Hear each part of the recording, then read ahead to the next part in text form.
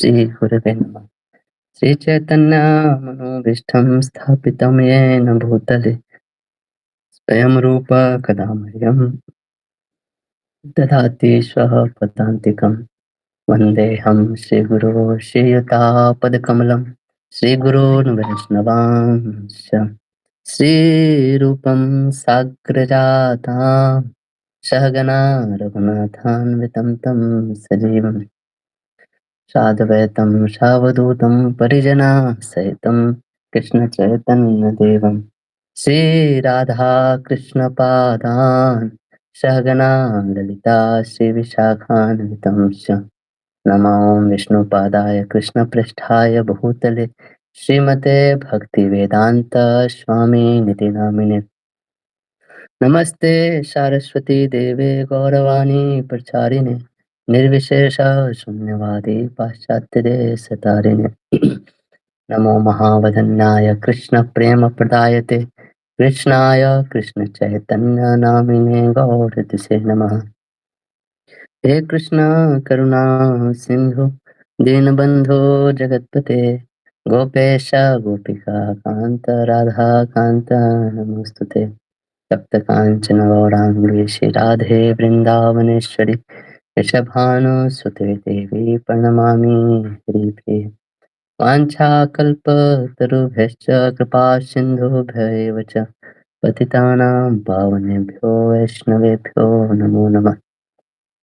जय श्री कृष्ण चैतन्य प्रभु नित्यानंद श्री अद्वैत गदाधर शिवासादि गौर भक्तवृंद हरे कृष्णा कृष्णा कृष्णा हरे हरे हरे राम राम राम हरे हरे। नारायणं नमस्कृत्य नरं चैव नरोत्तमं देवीं सरस्वतीं व्यासं ततो जयमुदीरयेत्। हरे कृष्णा। तो हम लोग आज से भक्ति रसामृत सिंधु की क्लास शुरुआत करने वाले हैं। आप सभी का स्वागत है। तो इसके पहले हम लोगों ने श्रीमद् भगवत गीता किया हुआ है और उसके पहले हमने बेसिक्स ऑफ सनातन धर्म का जो कोर्स था वो किया है। तो अगर आप वो दोनों कोर्स नहीं किए हैं या छूट गया है आप लोग तो उसको भी कवर कर सकते हैं। उसके बाद ये करेंगे तो ज़्यादा समझ में आएगा, है ना? तो ये जो है इसमें ओवरऑल में आपने सब कुछ सुना होगा जो भी हम इस कोर्स में हम लोग डिस्कस करने वाले हैं, लेकिन एक फ्लो में एक साथ आप लोग नहीं सुने होंगे, है ना? तो इसकी फ्लो भी बहुत तेजी से जाती है, तो कोई क्लास मिस नहीं करिएगा, नहीं तो वो आगे का फ्लो फिर समझ में नहीं आएगा, है ना? है ना? तो ये कोर्स करने के बाद एक ये है कि आपकी जो भक्ति है बहुत फोकस्ड हो जाएगा, है ना? है ना? जैसे जैसे कहीं भी बम भी फट जाए, है ना? तो भी आप सोचेंगे कि हमारी चैंटिंग तो चल रही है कि नहीं, है ना? ऐसा। तो इस टाइप का है, इसको लॉ बुक ऑफ भक्ति बोला जाता है ना? प्रभुपाद इसको बोलते थे। तो कमिंग बैक टू जो वैदिक ज्ञान है, कोई भी जो वैदिक ज्ञान है वेदों से हम लेते हैं, उसका दो गुण ये है कि वो हमेशा सार्वकालिक होती है और सार्वदैशिक होती है ना? है ना? कहने का मतलब है कि किसी भी जगह पे, है ना, धरती पे हो या मंगल ग्रह पे हो, है ना, हर जगह पे अप्लाई होगा, है ना? है ना? आप रॉकेट से स्वर्ग में जाए, है ना, या फिर मतलब कहीं पे भी जाए, मतलब आपके अंदर वो काम क्रोध एक्सेट्रा होगा ही, है ना? तो अगर आप धर्म का पालन करेंगे, धर्म पे चलेंगे, तो ये जो काम क्रोध, ये जो मतलब अनर्थ है वो आप पे हावी नहीं होगा। और अगर आप धर्म पे नहीं चलेंगे तो ये आप पे हावी होगा, है ना? और उसी वैदिक कल्चर की जो सबसे टॉप वाली फिलॉसफी जो होती है वो है भक्ति, है ना? तो उसी भक्ति के ऊपर जो बुक है ना, उस भक्ति के मतलब अ, टेक्नल टेक्नलिटीज़ को समझने के लिए ये बुक है भक्ति रसामृत सिंधु, है ना? जो स्वरूप गोस्वामी ने लिखा है ना। तो आज हम लोग उसी को समझने के हैं। पहला जो 2-3 क्लास होगा लगभग इंट्रोडक्शन टाइप का ही होगा। उसके बाद हम लोग सीधे बुक में प्रवेश करेंगे, है ना। तो ठीक है, हम लोग चालू करते हैं। जस्ट मैं स्क्रीन शेयर कर लेता हूँ, 1 मिनट।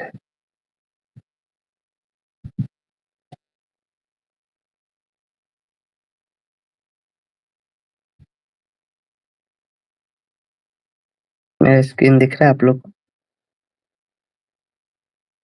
जी प्रभु जी। ओके, सही। तो इस 2 तरह के मतलब रास्ते बताए गए हैं। 2 तरह के स्कूल होते हैं जनरली देखा जाए तो, है ना। जो पहला टाइप का जो स्कूल होता है वो बोलते हैं स्कूल ऑफ रिनंसिएशन।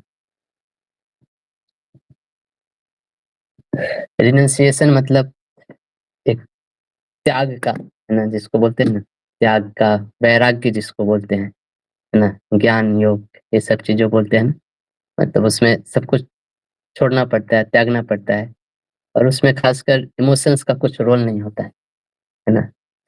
बोलते हैं नो स्पेस फॉर लव, है ना। इवन पतंजलि का सूत्र भी है एक, पतंजलि योग सूत्र में, मुझे एग्जैक्टली सूत्र का ना ये याद नहीं पड़ रहा, लेकिन उसमें है कि उसमें सारे तरह के जो चीजें हैं उससे निवृत्त होना है, इन सब इमोशंस और इन सब चीजों से, है ना। उसी तरह वैदिक ज्ञान में दूसरे टाइप के एक स्कूल है जिसको बोलते हैं स्कूल ऑफ डिवोशन, है ना। डिवोशन मतलब भक्ति योग, है ना, जिसमें फीलिंग्स और इमोशंस, है ना, ये सब का बहुत महत्व दिया जाता है। तो बोला जाता है कि जो भी इमोशंस है, हमारे जो भावनाएं हैं, वो बहुत नेचुरल है ना। हम हर भावनाओं का आदान प्रदान करते हैं। वो एक एक बच्चा होता है, वो भी जानता है कि हमें कब हंसना है, कब रोना है ना। तो ये बहुत नेचुरल एक टेंडेंसी है सभी जीवों में। तो बोलते हैं कि उसको हमको आर्टिफिशियली उसको मतलब दबाना नहीं है, रोकना नहीं है। उससे अच्छा है कि उसको हम लोग डायरेक्ट करें सुप्रीम पर्सनालिटी ऑफ गॉडहेड की तरफ, है ना। जो भी इमोशंस है वो नेचुरल है, तो उसको भी भगवान की तरफ अगर डायरेक्ट करें वो है, तो उससे हम जो लाइफ का जो अल्टीमेट पर्पस है वो हम पा सकते हैं। तो ये 2 टाइप के स्कूल है। तो हम लोग भक्ति जो डिवोशन वाले स्कूल है उसके इसमें हम लोग ये सब चीज़ देख रहे हैं। तो इन सब जो भी इमोशंस हैं, है ना, ये सब इमोशंस जो रियल है, एक्चुअली एग्जिस्ट करते हैं। ऐसा नहीं कि कुछ आर्टिफिशियल होता है। कोई व्यक्ति को शोक होता है, किसी को हर्ष होता है, वो सब वास्तव में लोग एक्सपीरियंस करते हैं, है ना। तो भरत मुनि एक हुए। भरत मुनि ने इन सारे इमोशंस के बारे में बहुत अच्छा से स्टडी किया, और उन्होंने भगवान शिव की कृपा से उन्होंने एक शास्त्र लिखा जिसको बोलते हैं नाट्य शास्त्र।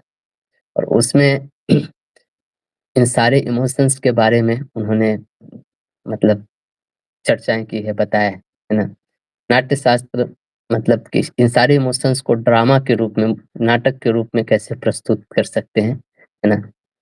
तो वो उसमें बोलते हैं कि अगर किसी का बहुत सात्विक हृदय है ना, तो ये सारे इमोशंस यानी कि भाव अगर एक एक पर्टिकुलर तरीके से अगर आपस में कंबाइन होते हैं, तो ये सब एक रस की उत्पत्ति करते हैं, है ना। है ना, रस मतलब एक एक ऐसा स्टेट, मतलब एक समाधि का वो स्टेट है जिसमें आदमी कंप्लीटली एब्जॉर्ब्ड हो जाता है ना। तो वो एक सूत्र देते हैं, इसमें लिखते हैं विभाव अनुभाव, विभाव अनुभाव व्यभिचारी संयोगात रस निष्पत्ति, है ना। मतलब जब विभाव, अनुभाव और व्यभिचारी भाव, है ना, का संयोग होता है तो उससे रस की उत्पत्ति होती है। विभाव अनुभाव व्यभिचारी संयोगात रस निष्पत्ति, है ना। तो बोलते हैं जो भी दर्शक होते हैं या जो पाठक होते हैं, यानी जो, तो उनके मन में एक अस्थाई भाव होता है। अस्थाई भाव जैसे रति, शोक, ये सब। तो जब ये 3 घटक मिलते हैं, विभाव, अनुभाव और व्यभिचारी भाव, है ना, तो इन तीनों के मिलने से एक रस के रूप में एक प्रकट होता है ना। जो जो देखने वाला जो पाठक है या दर्शक है, उसके हृदय में वो जो अस्थाई भाव है, उस अस्थाई भाव में एक रस की उत्पत्ति होती है ना? लेकिन ये जब तीनों का संयोग होता है तब जैसे नाना व्यंजन औषधा औषधि द्रव्य संयोगात रस निष्पत्ति बोलते हैं एक। नाना व्यंजन, व्यंजन मतलब अलग-अलग व्यंजनों को मिलके, है ना? औषधि द्रव्य के संयोग से रस की निष्पत्ति होती है ना, जैसे आप सब्जी बनाते हो तो उसमें अलग-अलग डालते हो ना, अलग-अलग तरह की सब्जी डालते हो, तेल डालते हैं, मसाला डालते हैं, तो बहुत सारा चीज़ एक एक आइटम को बनाने में डालते हो और सारे चीज़ के संयोग से मिलने से एक स्पेशल रस निकलता है, जो बहुत बोलते हैं ना, जो बहुत टेस्टी बना है, ऐसे।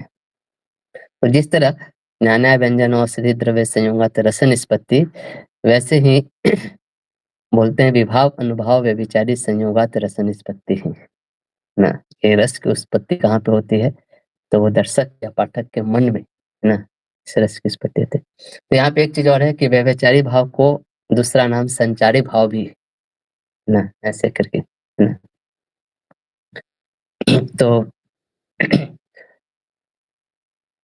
तो इस तरह से तीनों को मिला के ये चीज़ होता है ना? जैसे मान लीजिए एक एग्ज़ाम्पल से इसको समझते हैं, है ना? जैसे मान लीजिए कोई दर्शक है ना? वो मान लीजिए कोई नाटक चल रहा है और वहाँ पे किसी पात्र को देखता है ना? तो उस नाटक के पात्र के क्रियाकलाप से उसके मन में अस्थाई भाव जागृत होता है ना? अ, जैसे मान लीजिए कैसे इसको मान लीजिए कि एक ड्रामा चल रहा है और उसमें अ, बाप को बेटे की मौत का दृश्य पे रो रहा है, सपोज़ करिए ऐसे, है ना? है ना? तो ये जो दृश्य हो गया, है ना? बेटा मरा हुआ पड़ा हुआ है और बाप वहाँ पे बैठ के रो रहा है, ये हो गया विभाव, है ना? और अनुभाव क्या हो गया जो इसके पीछे-पीछे अनुभव, जो भी शारीरिक क्रियाकलाप कर रहा है, जैसे वो रो रहा है या छाती पीट रहा है, ये हो गया अनुभाव। तो एक एक बेटे की मौत का दृश्य और उसके ऊपर जो क्रियाकलाप हो रहा है वो अनुभाव, और इसके कारण जो जीवन का दृष्टिकोण बन रहा है, व्यभिचारी भाव जिसको बोलते हैं।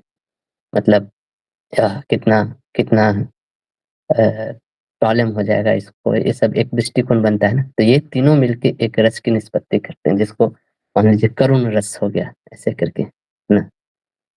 है ना? तो अलग-अलग रस होते हैं, है ना? जैसे मैं यहाँ पे रसों का नाम लिखता हूँ। पहला हो गया श्रृंगार रस,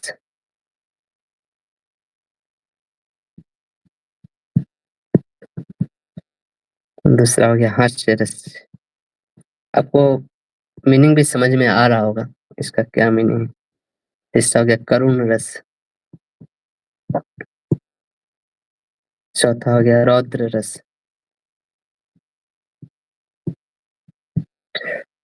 पाँचवा हो गया वीर रस, छठा हो गया भयानक रस, सातवां हो गया विभत्स रस,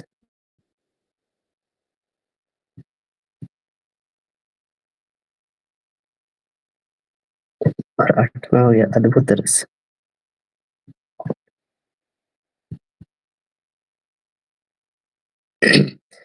तो अ, ये 8 टाइप के रस भरत मुनि ने डिफाइन किया। तो श्री रूप गोस्वामी ने इसी 8 रस में से जो श्रृंगार है, जो रति है, उसको एक्चुअली ये रस है और इसके अस्थाई भाव होते हैं हर रस के, है ना?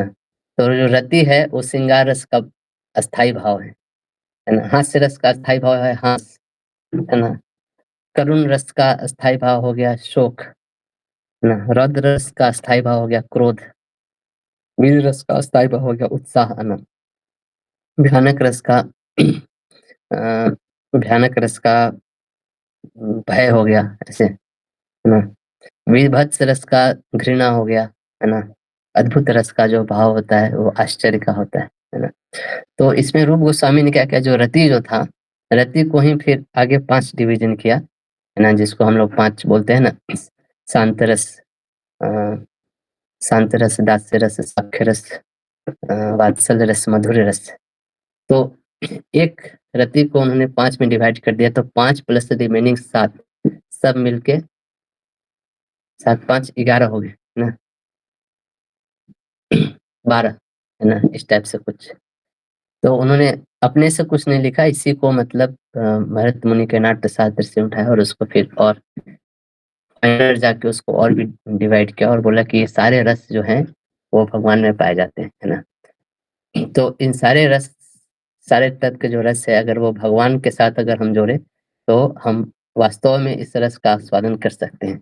कोई भौतिक चीज़ों से इन रस का आस्वादन हम लोग नहीं कर सकते, है ना? तो इस टाइप से उन्होंने दिया, है ना? तो मैं आपको कुछ वीडियो दिखाता हूँ, आप समझ पाओगे क्या-क्या रस कैसे-कैसे हैं। अलग-अलग रस अलग-अलग कैसे एक्सप्रेशंस है, वो इसमें दिखाया जाएगा। In basic emotions in the Natya Shastra, the Lava Rasas, love, Shringara Rasa,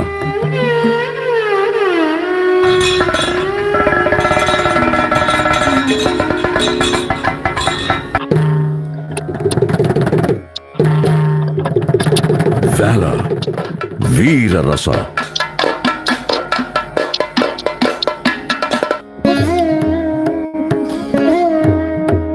compassion, Karunya Rasa,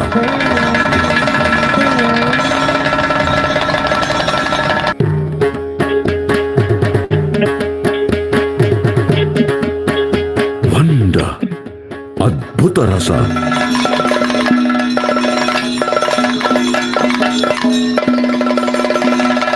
in basic emotions in the Natya Shastra. और दिखाता हूँ मैं।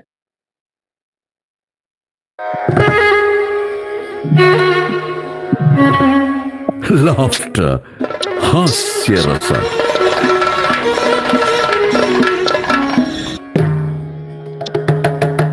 fear, Bhayanaka Rasa,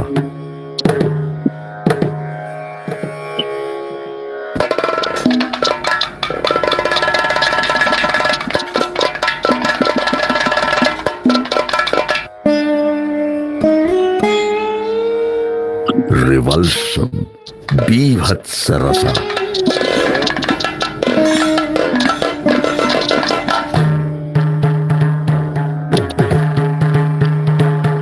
anger, Raudra Rasa,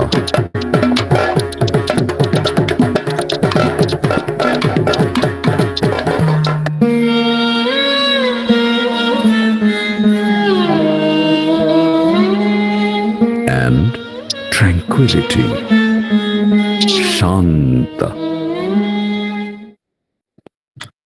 तो आप लोग रिलेट कर पा रहे हो ये सब रस?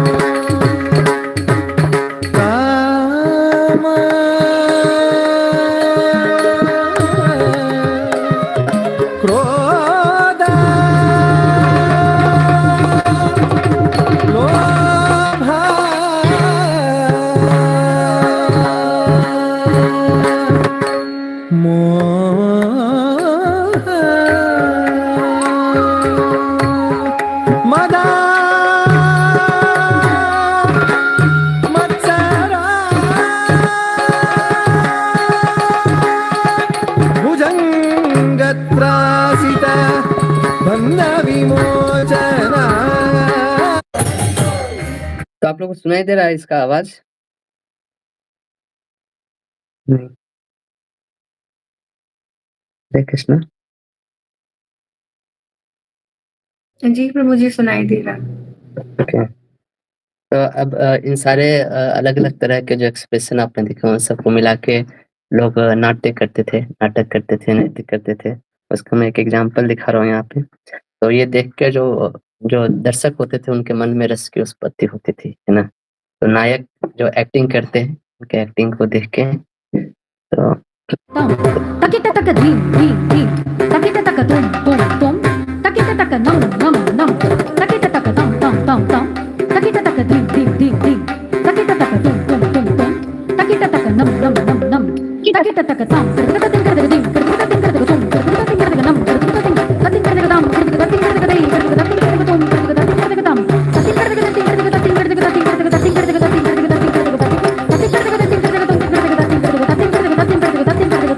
taka ting taka ஆளிங்கனை வதைத்த பிடித்த கரிதோகனதன புரிந்த காளிங்கனை வதைத்த பிடித்த தீதோன்யனதனம் புரிந்த तो कोई बता सकता है इसमें क्या दिखाया जा रहा था?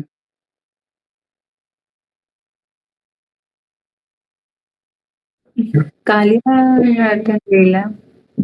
हाँ। तो ऐसे बहुत अच्छे एक्सप्रेशंस ये लोग दिखाते हैं। आप लोग को वीडियो पे उतना अच्छा पता नहीं चला होगा। तो ये सारे जो अलग-अलग तरह के विभाव, अनुभाव और व्यभिचारी भाव तीनों को मिला के ना ये रस की उत्पत्ति होती है देखने वाले दर्शक के मन में। तो ऐसे ही बोला जाता है जो भगवान जो हैं वो भी एक नायक हैं, ना उनके साथ वो सारे रसराज उनको बोला जाता है भगवान को, है ना? और उनको एक अलग नाम है, अखिल रसामृत सिंधु बोला जाता है ना? तो ये सारे जो रस है भगवान से ही उत्पत्ति होती है। तो ये सारे रस का आदान-प्रदान कैसे होता है उसको समझने के लिए ये जो किताब है इसलिए इसका नाम है भक्ति रसामृत सिंधु, है ना? तो किन्हीं का कोई प्रश्न अभी तक? प्रभु जी, वो जो आपने एक सेंटेंस बोला था, पता नहीं मैंने ठीक तरीके से समझा उसको, शायद नहीं। उसमें आपने कहा था कि भौतिक चीज़ों से ये रसा एक्सपीरियंस नहीं कर सकते, भगवान के रिलेशन में ही एक्सपीरियंस कर सकते हैं। पर जैसे हम देखते हैं ना कि जो भक्ति में नहीं है या जैसे भी, तो वो भी तो ये काम, क्रोध, ये सब मतलब इन जनरल भी तो एक्सपीरियंस करते हैं, तो वो कैसे हाँ। समझ सकते हैं?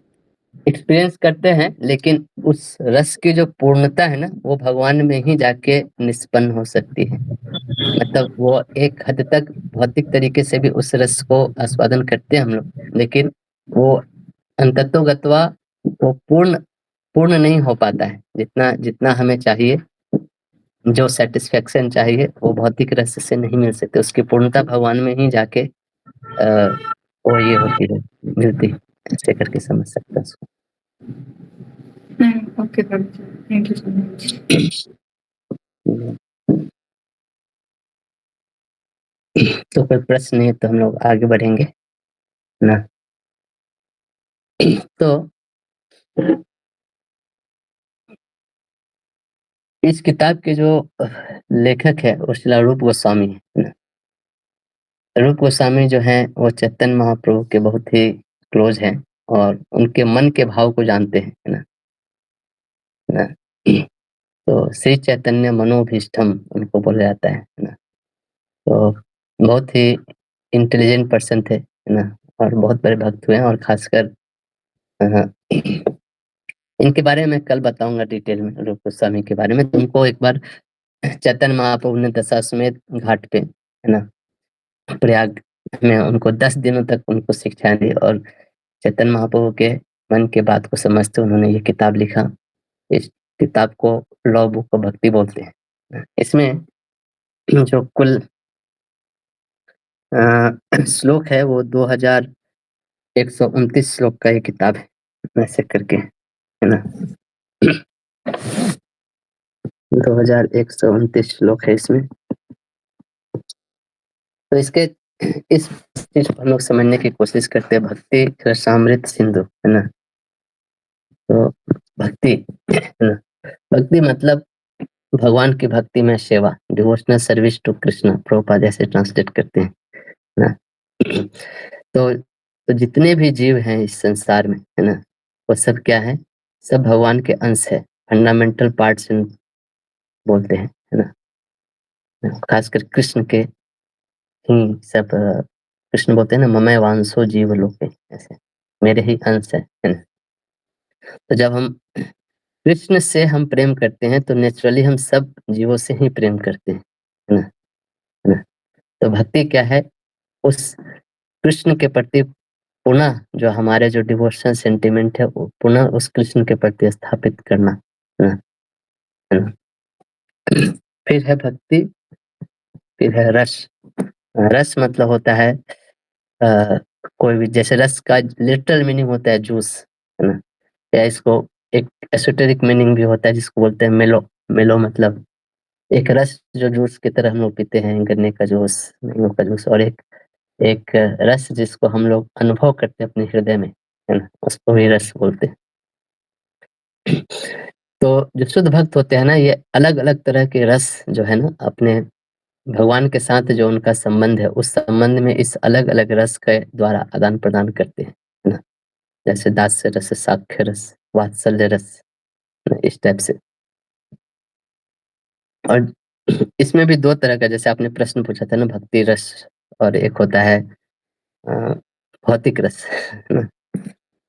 तो लिख ही देता हूँ मैं, भक्ति रस और भौतिक रस। तो भौतिक रस जो होता है ना, वो बहुत ही भोग त्याग वाला होता है ना? इसको इसको इसलिए इसको बोलते हैं चपल सुख।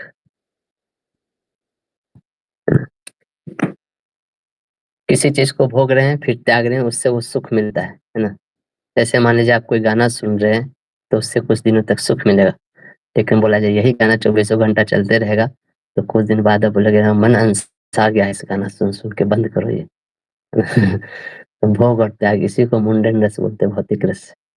लेकिन जो भक्ति रस है वो बहुत, जो जो आत्मा है ना, उसका बहुत ही प्राकृतिक गुण है, वो ऐसे बोल सकते हैं, नेचुरल पोजीशन बोल सकते हैं उसका, है ना?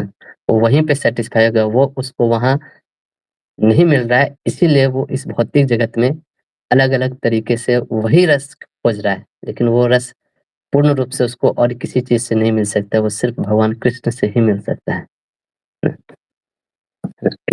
तीसरा जो आता है वो है अमृत।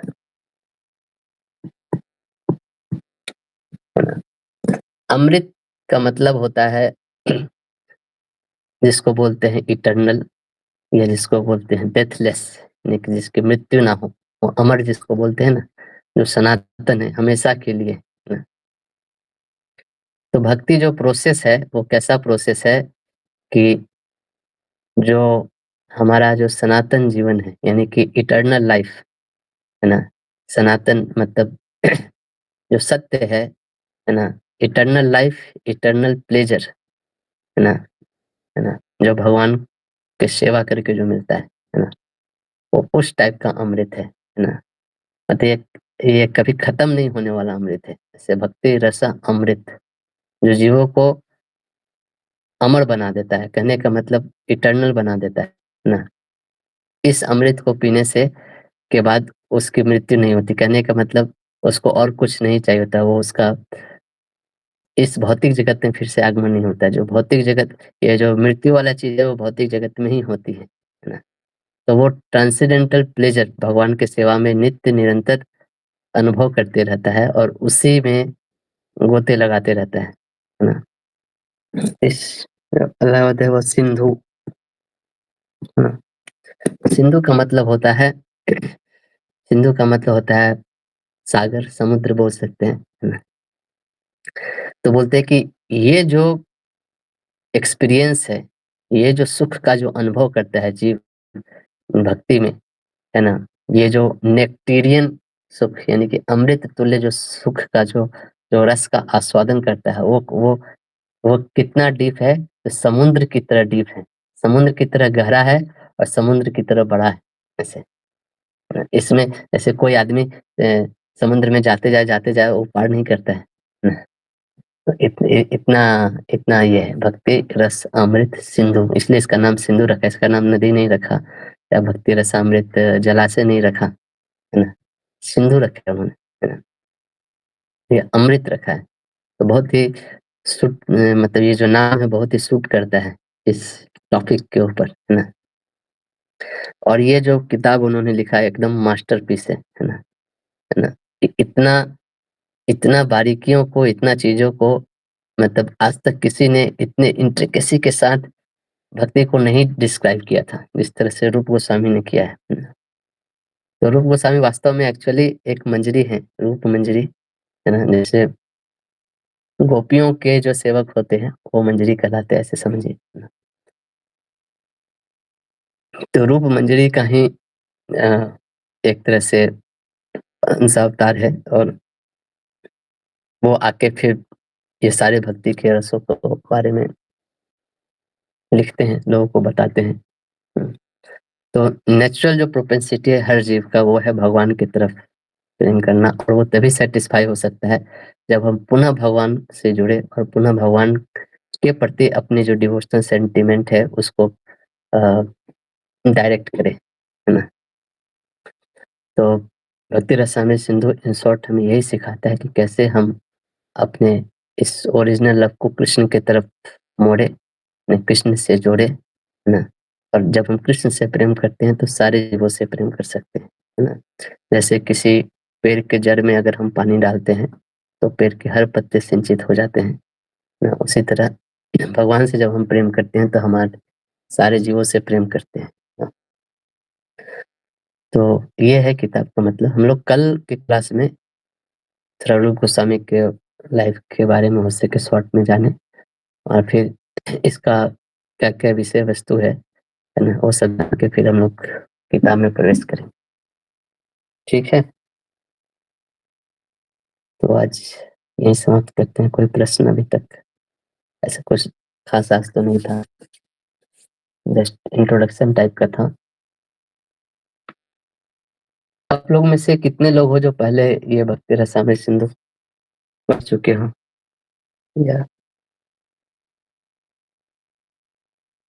पहली बार पढ़ रहे हो?